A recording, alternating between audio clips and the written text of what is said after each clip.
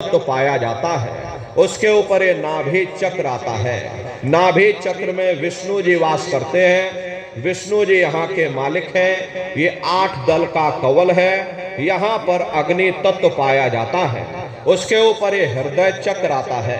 हृदय चक्र में शिव जी वास करते हैं। शिव जी यहाँ के मालिक हैं। ये 12 दल का कवल है। यहाँ पर वायु तत्व पाया जाता है। अरे वास तो वो ऊपरी मंडलों में, ऊपरी लोकों में वास करते हैं, लेकिन उनका प्रकाश, उनकी किरणें इन चक्रों पर पड़ती हैं। उसी के ऊपर एक कंठ चक्र आता है। यहाँ पर आद्या महाशक्ति की किरणें पड़ती हैं। ये 16 दल का कवल है। और आप सबसे ऊपर, तुम्हारी जीवात्मा सबसे ऊपर दोनों आंखों के मध्य भाग में बैठी है, जहां पर ये देवियां बिंदी लगाती हैं और पुरुष जहां पर ये टीका लगाते हैं। ये बिंदी और टीका यहाँ पर हम लोग इसीलिए लगाते हैं क्योंकि यहीं पर हमारी जीवात्मा बैठी है, उसका श्रृंगार किया जाता है। तो ये 10वां द्वार है जहां पर तुम्हारी जीवात्मा बैठी हुई है, इसी को 10वां द्वार कहते हैं। अरे आप लोग रोज चौपाई गाते हो कि मंगल भवन अमंगल हारी, द्रवो सुदशरथ अजर बिहारी। इसका अर्थ जरा समझने की कोशिश करो।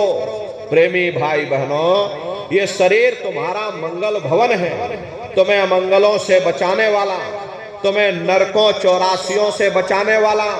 ये पंच भौतिक शरीर ही तुम्हारा मंगल भवन है। इस मंगल भवन के 10 दरवाजे हैं और 10वें दरवाजे पर ये अजर बिहारी यानी कि तुम्हारी जीवात्मा बैठी है। और यहीं पर बैठ करके ये जीवात्मा अपने प्रकाश को 9 दरवाजों में फैलाती है, जिससे तुम्हारा ये शरीर चलता है, तुम्हारे हाथ चलते हैं, तुम्हारे ये पैर चलते हैं। जब आप भजन करोगे और घंटे शंख की आवाज को सुनोगे तो उस आवाज में चुंबक है, वो आवाज आपको अपनी ओर खींचेगी। और जब खिंचाव होगा तो जीवात्मा का फैला हुआ प्रकाश 9 दरवाजों से सिमट करके यही 10वें दरवाजे पर इकट्ठा हो जाएगा।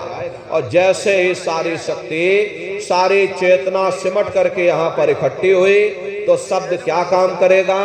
शब्द तुम्हारी जीवात्मा को खींच करके इस शरीर से बाहर कर देगा। फिर आप अपनी आंखों से देखिएगा कि हमारा शरीर ये है और हम ये खड़े। आप अपने शरीर से अलग हो जाओगे। जैसे चिड़िया होती है, चिड़िया घोंसले से निकल करके आसमानों की उड़ान भरती है और शाम को फिर अपने घोंसले में आ जाती है।